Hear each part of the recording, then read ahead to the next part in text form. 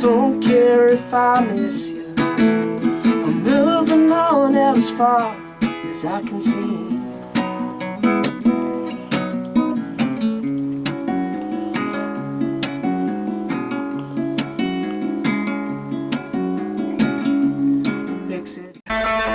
Well, as always, a big thank you to David Gallagher for the past 2 hours right here on 107.2 Urban Beat FM. Now, if you listened to the album show last night, you would have heard our 40 Years of Punk special. Tonight, we continue the theme. I'll tell you more about it after the Sex Pistols on 107.2 Urban Beat FM. This is Pretty Vacant. Now, we had an absolute ball on the show last night, listening to some great punk classics, and the theme does continue today because, or tonight I should say, because our guest, our session guest tonight, our Ayrshire punk band, The Minority Rule. The show goes on, and I have in the studio with me local music promoter Lorraine Kerr. Lorraine, welcome to your first duty as co-presenter. Oh, thank you very much. Thanks very much for inviting me back. I'm so excited. Now, obviously I'm not going to ask a lady her age, but did you listen to anything like that, punk music, way back in the day? No, I wouldn't say I was a punk fan at that, although I used to go downtown, my mum in Irvine, and you could see them all with their Mohicans and their tartan trousers, and it was great to see them the punks walking about the streets in Irvine. It was good. I love some of the music, but I'm going to be honest, stick my hands up and say at that time I was more into rock music, and I only really got to appreciate a lot of the music in retrospect. I mean, never mind the bollocks, the Sex Pistols album is an absolute classic album. Absolutely. That's brand new from Primal Scream, 100% or Nothing. Later on the show, we get brand new tracks from the Kaiser Chiefs, and we have the brand new track, not out till the end of July. We've got the brand new one from New Order as well. On Wednesday night sessions, we have a great band in tonight. They are a punk band, which I think is amazing, fits well in with the theme that we've had this week. We welcome to the studio The Minority Rule, and they're going to play a track for us right now. Welcome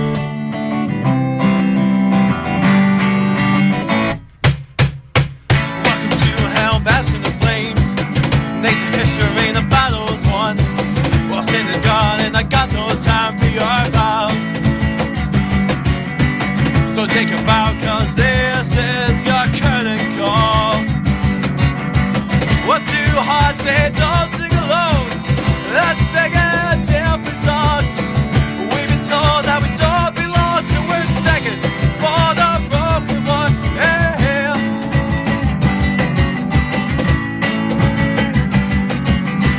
When all is said and done, we had our time in the sun. When life tells you a lie, just let it die. So take a bow, cause this is your curtain call. What do hearts say? Don't sing alone. Let's take a different songs. We've been told that we don't belong, so we're second for the broken ones. What do hearts say? Don't sing alone. Let's take a different song. Hey, we've been told that we don't belong, so we're second for the broken one. Hey. Wow. In true punk style there, we have to say a 2.5 minute classic. Anyway, want to welcome the guys to the studio. On guitar and just about sitting on top of his amp, we have Michael. Hi. And I'm just going to boost these mics up so I can hear everyone. Hello. And we have singer Nick. Hello. And you play guitar as well, Nick? I play about 4 chords, yeah. So that's all you need. Enough It's for a the punk band. That's all you need. And then we have Gregor on guitar and vocals. All right. Welcome to Urban Beat FM. And the manic drummer in the corner, we have Leona. You were so right into that there. I know, I get into the zone whenever I play. It's just like... Anyway, tell me, I'll come to Nick. Get yourself a bit closer to the microphone and tell me all about the Minority Rule. Pretty much, we wanted to make a band that we'd all love to listen to, and that the music that we felt going around the moment just didn't excite us at all. We felt it was all just kind of boring and the same love songs being sung over and over again. So we wanted to sing songs that were about regular people's stories, hence the name The Minorityville. Yeah. So that's pretty much how it all came together. And how long have you been together? 8 months. Right? 8 months Yeah, now. not even a full year. Not even a full year. Wow. And such a good sound. You've had a single already. You've had Her Black Dog, which are going to perform on the show. And you've got another track as well, isn't there? A track called MTV. Which, that was our second single that we released. And yeah, it's been awesome. It's been really Had fun to some release. problems with iTunes trying to get it We did actually. Is it because of the MTV? iTunes, people suggested to us, and iTunes pretty much said we don't know if we can do this because of trademarking, and pretty much. But they eventually did, and it's kind of we were kind of ashamed that they did, because we kind of wanted to make a publicity stunt out of it, and just this little Ayrshire punk band taking on the massive company of iTunes. I'm now getting this picture of you outside the MTV offices in London somewhere. The big MTV sign, and you guys going, yeah. You haven't seen the music video yet. So I need to check that out. So gig wise, I mean, have you been busy when it comes to gigs? Too busy. Too busy. Booked up the rest of this week. We were playing gigs. It's funny, before, when we just started the band, we couldn't get a gig for love or money, and now we're playing gigs all the time. Why do you think that is? Is it? Do you think it's because? Okay. We didn't have Leona, and we didn't have our fantastic manager Mark. Yeah. And also, I just don't think. I think a lot of people are kind of put off sometimes when they hear the word a punk band. But I think because we have such different influences, all of us, it's a different kind of music. I mean, at the end of the day, I mean, punk is attitude. It's not. It's not about. It's not about all about the music. It's the attitude to the music. Anything can be punk. Yes, of course it can. Of course it can. It's not just the Sex Pistols. I mean, like, what's that John Lydon line? It's all uniforms or no uniforms. It's everything and nothing at the same time. It's just about how you look at things. It's an attitude and a way of thinking. Like, mostly. We were actually having a bit of a joke last night on the album show, and we were joking because, as you know, Rod Stewart was here in Kilmarnock last week. I know. Anyway, but I was hoping we were going to have no opinions on that. But he got a knighthood in the Queen's birthday honours, and we were joking about what's next. Is it going to be Sir Johnny Rotten? He's too busy selling butter now. So. Yes, that's it. Got to pay the mortgage. He actually did get offered like an OBE or something like that, I think, and he turned it down. It's someone like either him or Joe Strummer from the Clash. Like someone got a OBE and turned it down. It's like, I think the guy Joe Strummer from the Clash got offered one. I think he said no, thank you. yeah. Good on him. 107.2 Irvine Beats FM. We have in the studio amazing band, punk band from Ayrshire, and it's great to see people embracing the ethos of punk. And as we said earlier, it's more of an attitude, and the band sounded great. But they are going to go back. They're going to be playing a track now, a cover of a classic punk track. Tell us all about it. This is our cover of Ever Fallen in Love by the Buzzcocks. Fab. Yeah, let's Do it.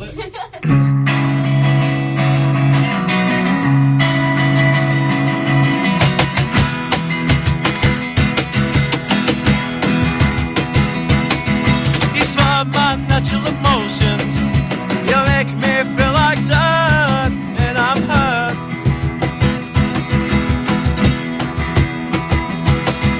But if I start a commotion, I run the risk of losing you, and that's worse.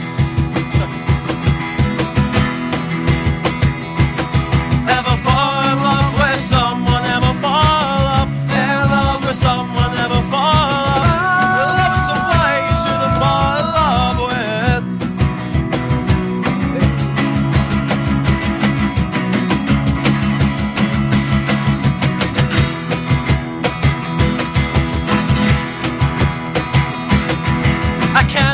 Much of the future, unless we realize we're the same.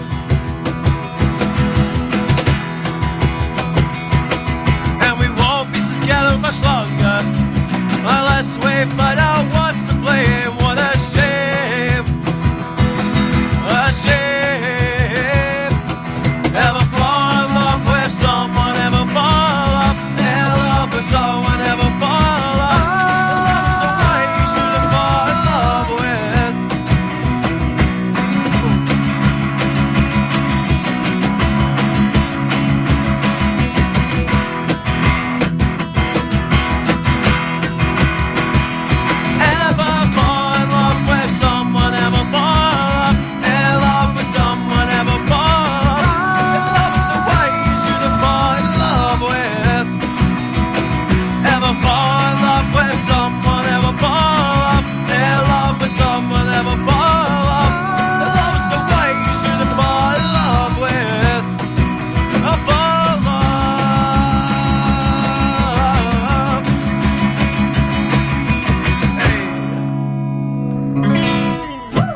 Absolutely superb. A 2016 take on a 1978 track. Amazing.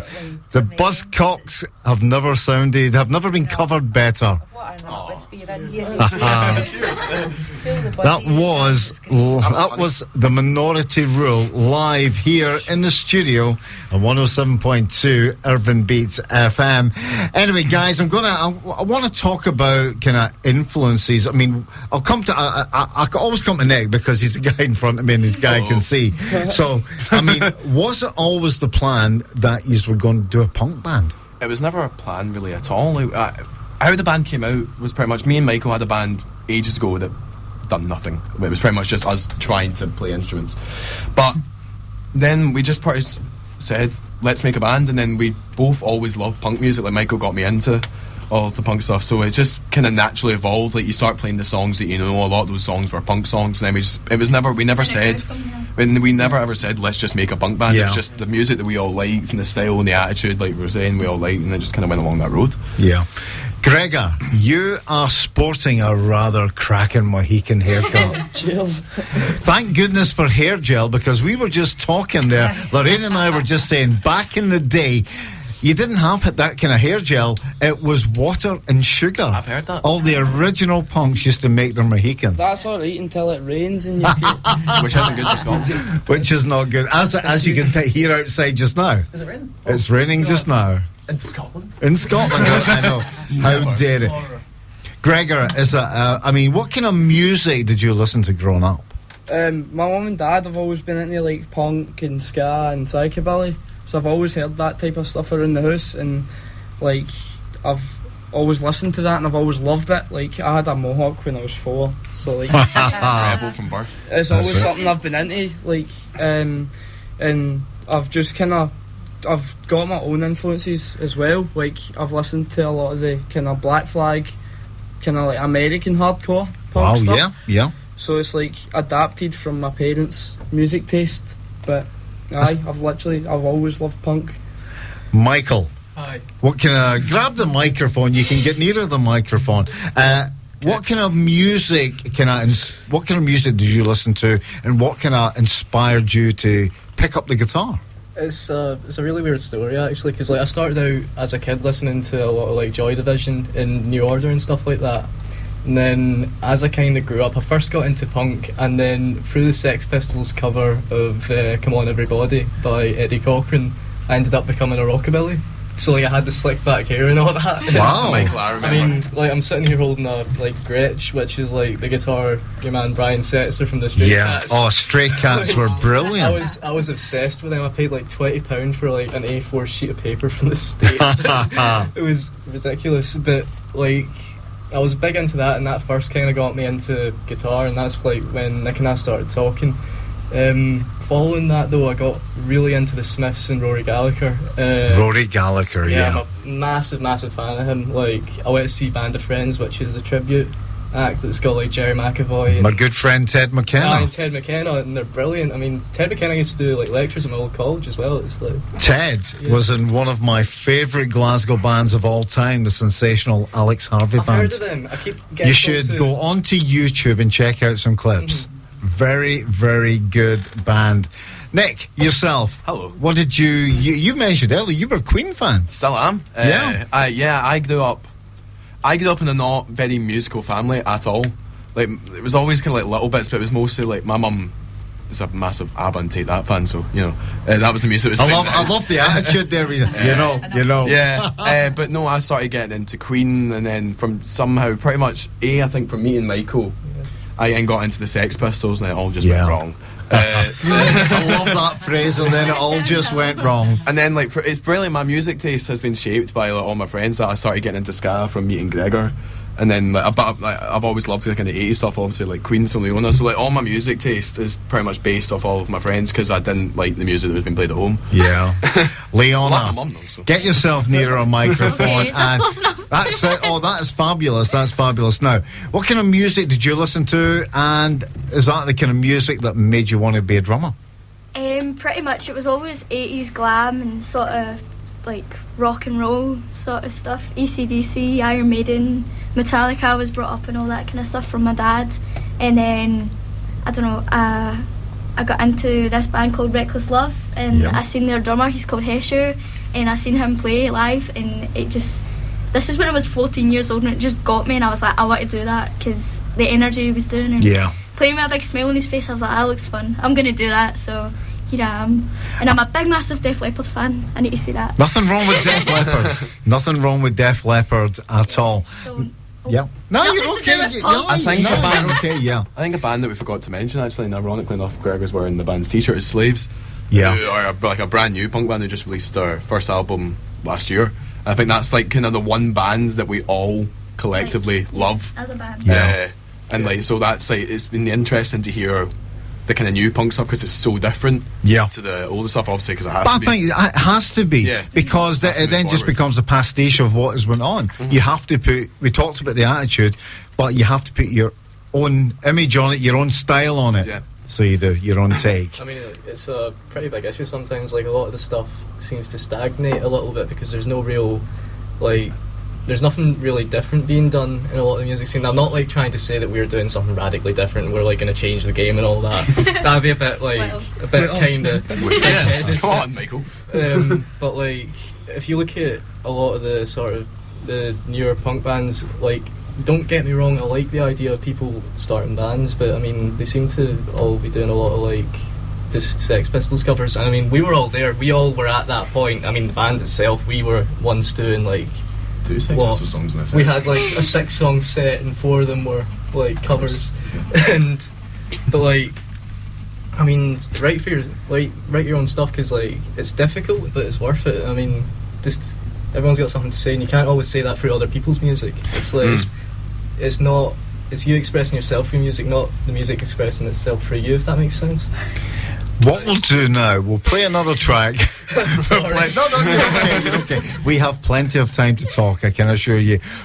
Gotta say, love that track. Twin Heart there and Suffocating. We had Owen and Dawn from Twin Heart in the studio last week. Of course, Murray was in his sick bed. Murray, I hope you're feeling so much better. Looking forward to Harley's next Wednesday night. It's going to be a cracking night. First night of the Twin Heart tour.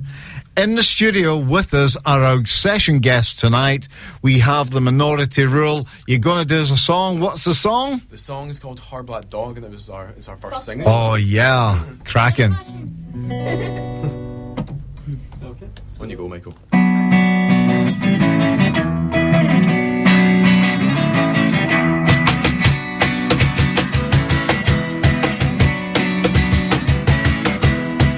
Well, she's the girl that's racing faster, and towards my main disaster. I lived a life before I met you, never dealt with all these issues.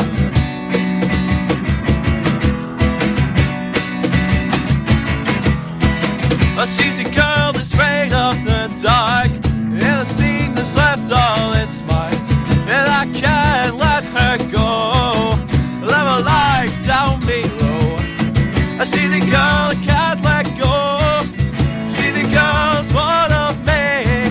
See the girl chasing the black dog, and it's eating our life.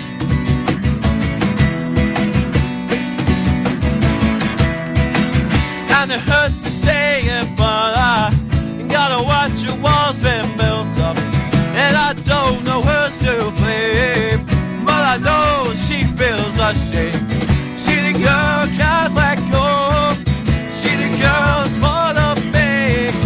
She the girl chasing the black dog, and it's eating her life.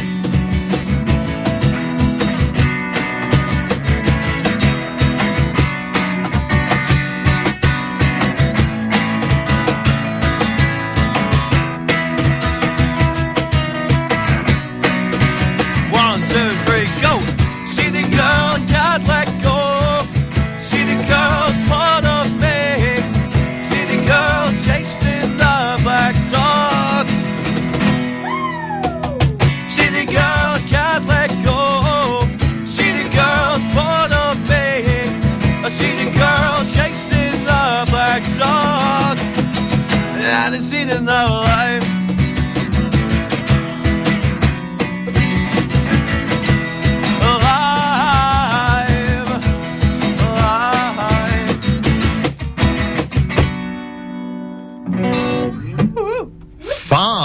on Wednesday night sessions here on 107.2 Urban Beat FM. That was Her Black Dog and, of course, The Minority Rule. Now, I've got to ask, I mean, what about, who writes all the songs? Is it a collective or is it just one or two of you? Pretty much how most of it works is I write the majority of the lyrics, and what I'll do is I'll write like a draft of a song, and then I'll bring it into rehearsal in the practice room, and then we'll all pretty much put our piece in. Then we'll all start thinking this bit works, maybe this bit doesn't work as well. Then we practice it, and then the whole song comes together. So like one of us will bring in like a draft of a song, and then we just work on it, and then it becomes. How does it feel? You spend time in the studio and you come out with a track like Her Black Dog or MTV. What does that feel like when you're listening to it back? It's weird.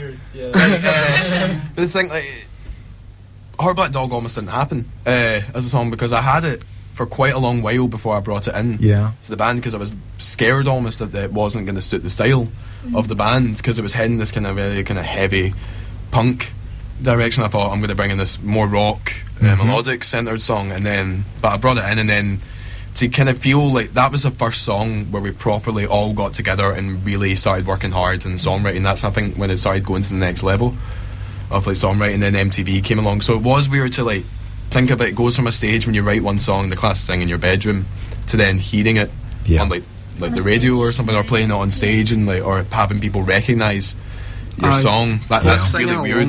It's weird as well. Because our last gig that we played, that's okay. Our last gig that we played was in the Cools with the Zips, like this brilliant band that like supported us, and like their guitars in combat rock, another brilliant band that helped us out massively. Was that just a weekend there? That was what? Friday.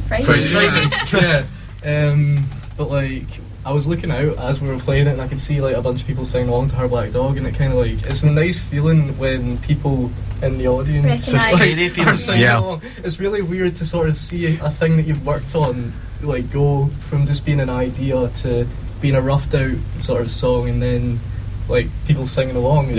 It's even weirder though when people are singing the song and they don't understand what it's about. I mean, you'll probably find about 90% of the rock pop fans who are listening and singing a lot of songs probably don't know what it's about, because the song that you're writing could be very personal to you. And the songs, that's it, the songs always are, because the songs are always based off stories that we hear or situations that happen to us. But like the songs are never like directly about us, pretty much, because we like to let people can make their own kind of decisions on what a song's about. Exactly. Now, is this the exclusive? Yes, it is. It's a brand new song, never heard before. Until now. Until now. Take it away at your leisure, guys. 1 second. On the mic. Bear with me. Got to get that swallow of water. Okay, so right. This is a brand new song. It's called Sober.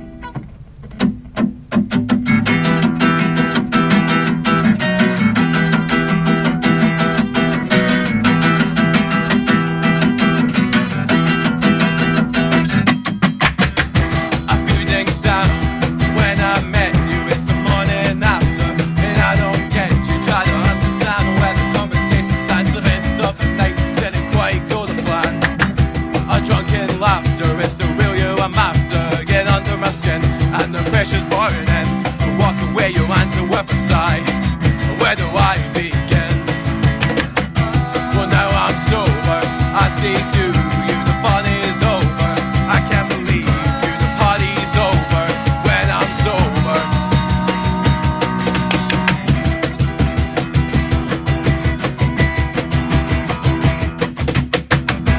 Was a mistake, or rather a mistake. You place no blame. I can't remember your name. In the morning the faces look the same. I got a thick head and I feel misled. Let's not pretend, let the misery end. Get away, get out of my head. You got a message to send. Let the misery end. Well, now I'm sober, I see through you, the fun is over. I can't believe you, the party's over when I'm sober.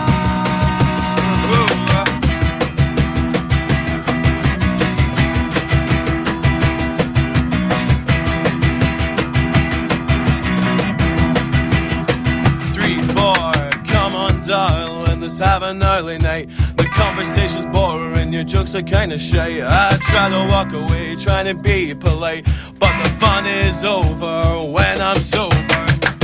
Well, now I'm sober, I see through you, the fun is over. I can't believe you, the party's over when I'm sober. When I'm sober, I see through you, the fun is over. I can't believe you, the party's over when we're sober. Well, now I'm sober. Oh, that deserves a round of applause. Guys, that was an amazing song. Thank you. I love the lyrics. So I do. Well, you know, I know. I do my bit. When No. did we write that? Monday? That was written. That is. That was written on Monday. Yeah, You're kidding me. yeah, no joke. I'm going to give honourable mention to Gregor there. Amazing amazing vocals there. Cheers. Amazing harmonies. They were written what, Tuesday? Those vocals. Yeah. Right, you said you're busy the rest of the week touring or playing gigs. Effectively. Yes, of course. So what have you got on for the rest of this week? Friday we're playing a show, like we said earlier, with Reaction and Fudge and McFadden from Cherry Reds. Yep, that's Ivory Blacks in Glasgow this Wow, Friday. good wee venue. Yeah, we played there 2 times before, and Yeah. and we're playing there again later in the year with a band that I still can't believe we've got a gig with, called Anti-Nowhere League. Wow, that is amazing. Whose song we played, I Hate People, who we played it already, who've been playing since our first gig. Yeah. So like when our manager told us we got this gig, I think we almost We shot ourselves.